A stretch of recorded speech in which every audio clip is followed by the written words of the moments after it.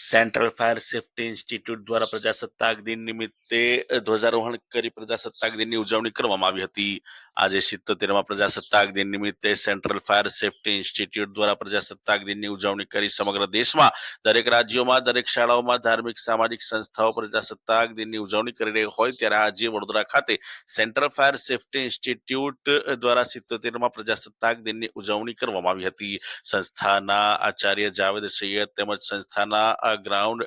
Trainer અંકિત લોથે અને દુર્ગેશ સોડાની આગેવાની અને માર્ગદર્શન હેઠળ ધ્વજવંદન, પરેડ માર્ચ,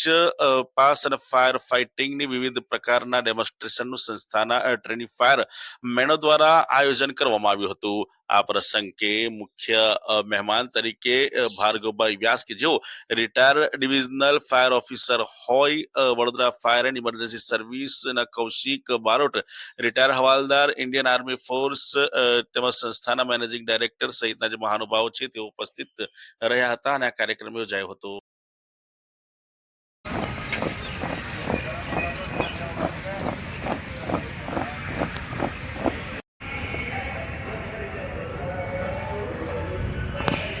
मनाते हैं, लेकिन मैं आज आपको यह याद दिलाना चाहता हूं इमरजेंसी सर्विसेज श्री कौशिक बारो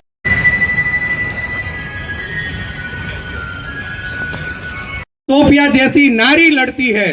पहलगाम का बदला लेकर दुनिया की भर सिंदूर की कीमत कितनी भारी पड़ती है.